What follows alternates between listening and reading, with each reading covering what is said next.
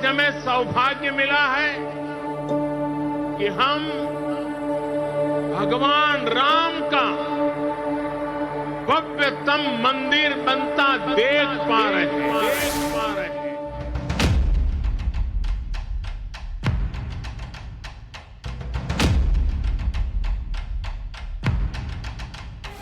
धर्म तो दुनिया में एक ही है, वह है सनातन धर्म।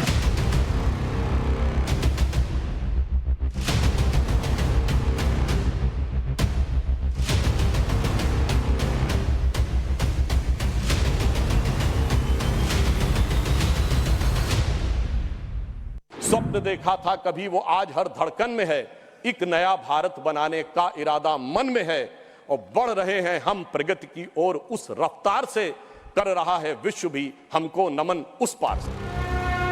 जब खुलेंगे अवध में श्री राम जन्मभूमि पर बने भव्य राम मंदिर के कपाट, जब होगा उद्घोष जय सिया राम का,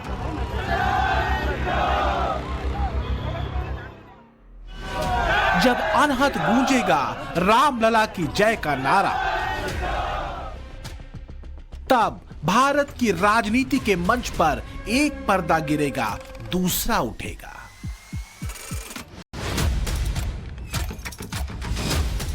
दो 2024 की रणभेरी जब बजेगी, तब गर्व से भरेगा हर राम भक्त, और तब कैसा होगा रामलला के भव्य मंदिर के प्रति उद्गार। जय घोष होगा सरयू के इस पार और उस पार। 2024 पे एक बार फिर किसकी सरकार? तो क्या 2024 का सियासी रण फिर धर्म पर कसेगा? क्या बीजेपी के घोषणा पत्र में नया मुद्दा सजेगा? 80% वोटर क्या 2024 में फिर मोदी को चुनेगा? मुंडे मुंडे मते भिन्ना, यानी हर व्यक्ति की अपनी सोच, पर जो परिणाम हालिया चुनाव में दिखे हैं और जिस गति से राम मंदिर निर्माण और काशी मथुरा पर कानूनी संधान चल रहा है, उसे देखकर तो लगता है 2024 के राजनीतिक रण के निर्णय में 80% आबादी की भूमिका बेहद अहम होगी। 2024 एक बड़ा मुद्दा है अयोध्या राम मंदिर निर्माण के संकल्प के पूरा होने का। 80 के दशक के आखिर में लिया गया एक संकल्प अब पूरा हो चुका है। मोदी एरा की ये वो तस्वीर है जो एक मजबूत लकीर खींचती है कि बीजेपी के लिए मुद्दे सिर्फ मैनिफेस्टो का हिस्सा भर नहीं है, बल्कि एक मिशन है जिसे अब पूरा करने के लिए पार्टी का हर बड़ा नेता से लेकर छोटा कार्यकर्ता जी जान से जुटता है। अब बारी काशी और मथुरा की है, तो सवाल इस बात का है कि क्या 2024 के लिए एक बड़ा एजेंडा सेट हो चुका है? तो क्या मध्य प्रदेश, राजस्थान और छत्तीसगढ़ में इसी भावना पर पासा पलटा है? राजस्थान और छत्तीसगढ़ में कांग्रेस इसलिए नेपथ्य में धकेल दी गई और मध्य प्रदेश में सत्ता स्वप्न बुरी तरह टूटा।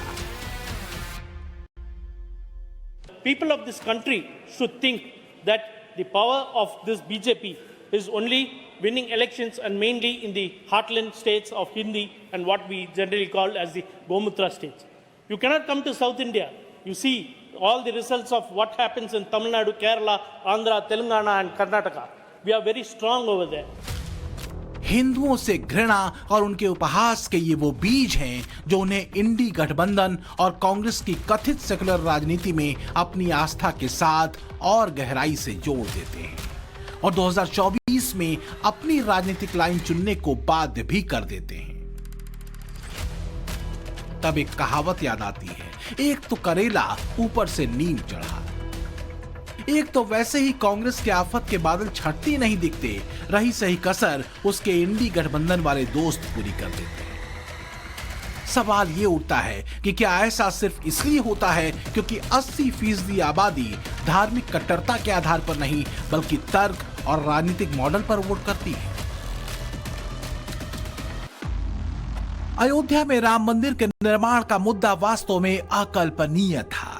कम से कम बहुसंख्यक हिंदू आबादी तो यही मानती थी। सैकड़ों सालों में ये बात स्थापित हो चुकी थी कि एक अन्याय को भी धर्मनिरपेक्षता की चादर के नीचे रखकर न्याय कहा जा सकता है। लेकिन बीजेपी के संकल्प पत्र में 1990 से राम मंदिर का मुद्दा टका रहा। तमाम आलोचनाओं और विरोधों के बावजूद राम को काल्पनिक मानने वाली कांग्रेस तो हर चुनाव में राम मंदिर के मुद्दे पर बीजेपी को चिकोटी काटती रही, लेकिन जवाब मिला और भरपूर मिला।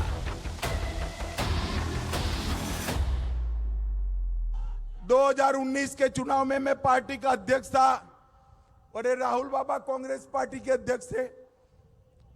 तो राहुल बाबा हर रोज पूछते थे मंदिर वही बनाएंगे, तिथि नहीं बताएंगे, और राहुल बाबा कान खोलकर सुन लो और सब रूम वालों आप भी टिकट करा लो। 1 जनवरी 2024 को अयोध्या में गगनचुंबी राम मंदिर वहां पर आपको तैयार मिलेगा। बात वास्तव में धर्म और अधर्म की थी, बात वास्तव में न्याय और अन्याय की थी, और इसी की कसौटी पर 90 के दशक में शुरू हुई राम मंदिर पर चली सियासत आखिरकार 2024 में उपसंहार लिखेगी। देश की 80% हिंदू आबादी को उसकी आस्था और अस्मिता से जुड़े श्री राम के भव्य मंदिर को लौटाकर आज हमें सौभाग्य मिला है कि हम भगवान राम का भव्यतम मंदिर बनता देख पा रहे हैं।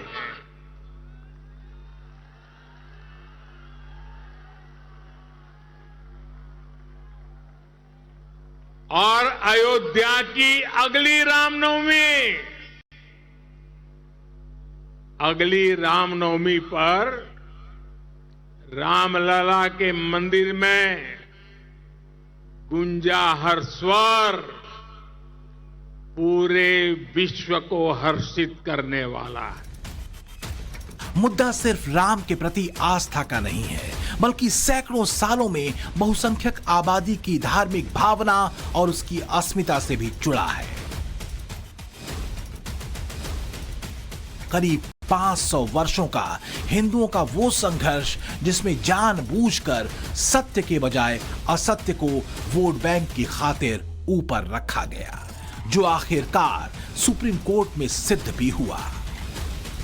श्री राम जन्मभूमि पर साल 2019 में 6 अगस्त से 16 अक्टूबर यानी 40 दिन तक सुप्रीम कोर्ट में सुनवाई चली। 200 घंटे की जबरदस्त बहस हुई और आखिरकार सारे तथ्यों और साक्ष्यों के आधार पर 45 मिनट तक फैसला पढ़ा गया और राम मंदिर बनने का रास्ता तय हुआ। ये विषय श्री राम जन्मभूमि से जुड़ा हुआ है।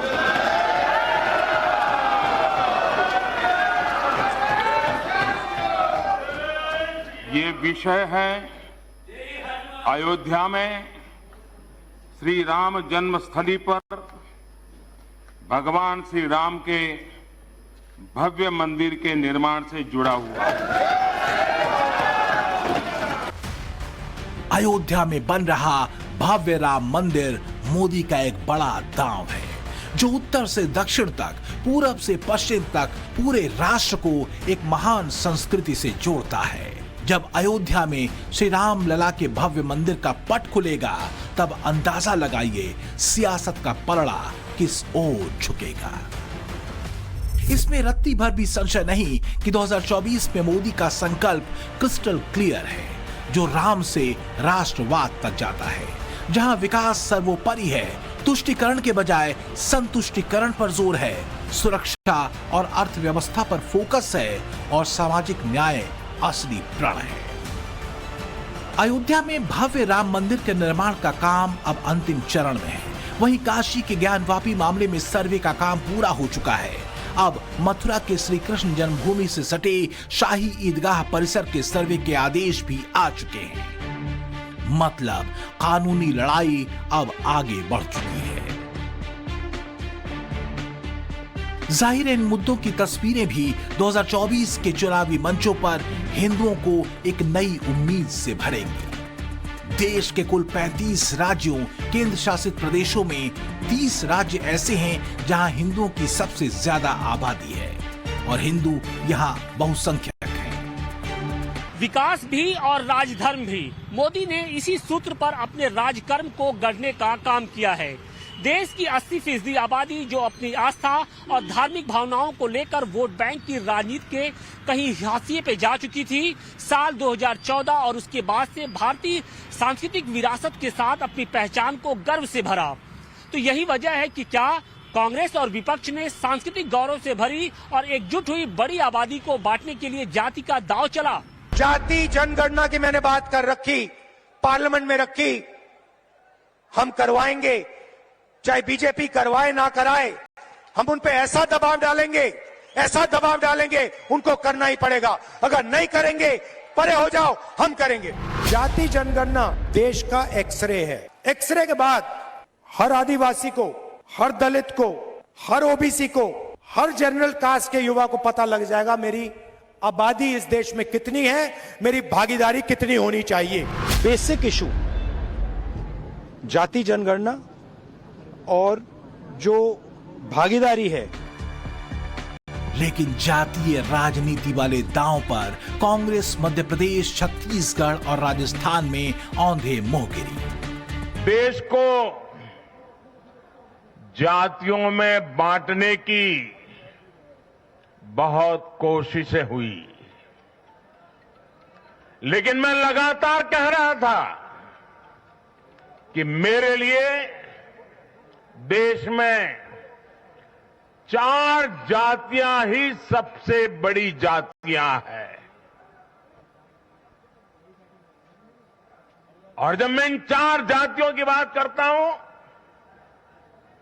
हमारी नारी शक्ति, हमारी युवा शक्ति, हमारे किसान और हमारे गरीब परिवार। तो क्या कांग्रेस का जाति भेद वाला दांव हिंदुओं की एकजुटता पर भारी पड़ा?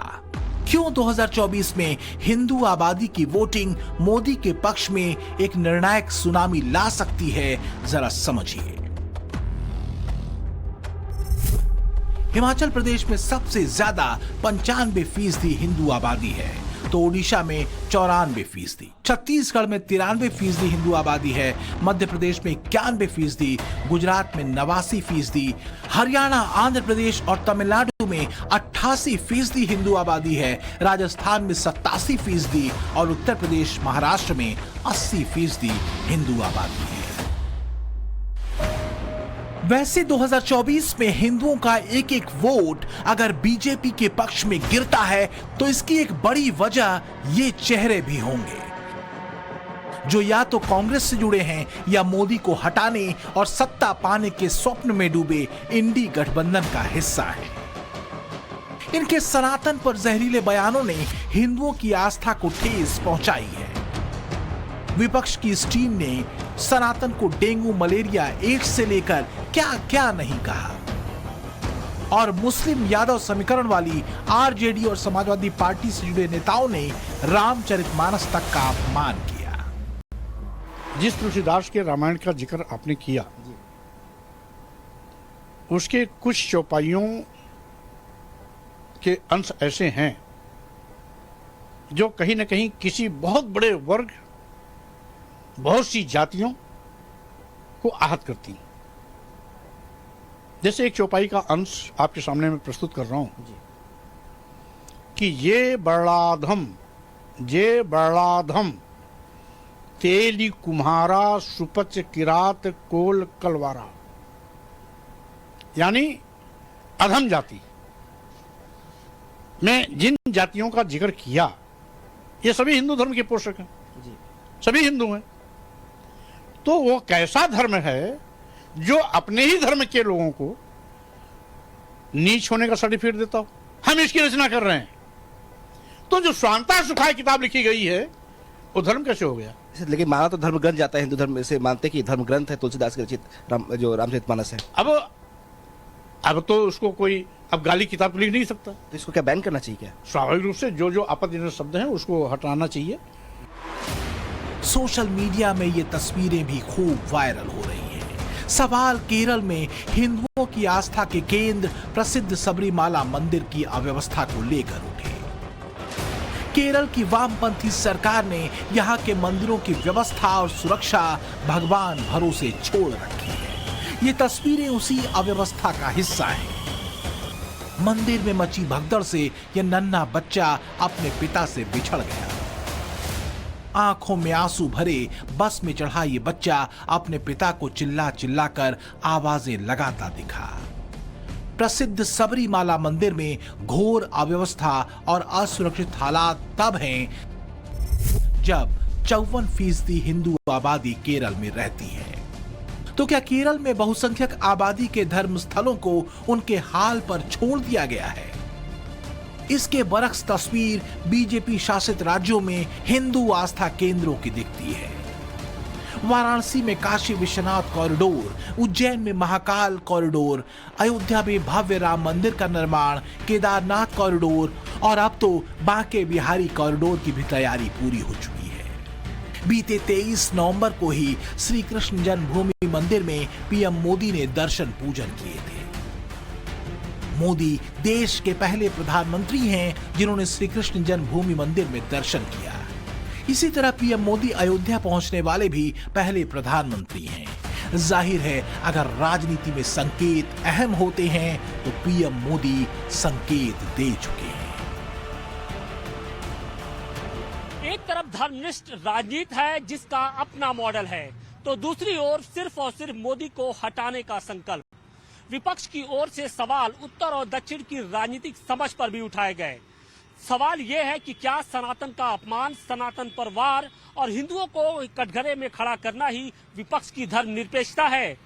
साल 2024 में जवाब इस सवाल का भी मिलेगा। 22 जनवरी 2024 को अयोध्या के भव्य राम मंदिर में रामलला की प्राण प्रतिष्ठा के साथ ही करोड़ों हिंदुओं की अस्मिता की भी पुनर्प्रतिष्ठा होगी। वो अस्मिता जिसके लिए 90 के दशक से लगातार संघर्ष बहुसंख्यक आबादी करती रही और विपक्ष की वोट बैंक वाली राजनीति के आगे चित होती रही। बीजेपी बाकायदा राम मंदिर के मुद्दे को राष्ट्र की तस्वीर से जोड़ती है। स्वप्न देखा था कभी वो आज हर धड़कन में है। एक नया भारत बनाने का इरादा मन में है और बढ़ रहे हैं हम प्रगति की ओर उस रफ्तार से, कर रहा है विश्व भी हमको नमन उस पार से।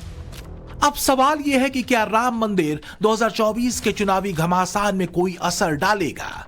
2014 के बाद जो लहर देश में चली, क्या वो विपक्ष की जाति वाली राजनीति को मजबूती से काउंटर कर पाएगी? अगर 80 करोड़ की आबादी ने 2014 में हिंदुत्व के मुद्दे पर वोट किया और राम मंदिर बन गया, तो क्या 2024 में वोट मथुरा और ज्ञानवापी की तस्वीर को बदलेगा? ब्यूरो रिपोर्ट, टाइम्स नाउ, नव भारत।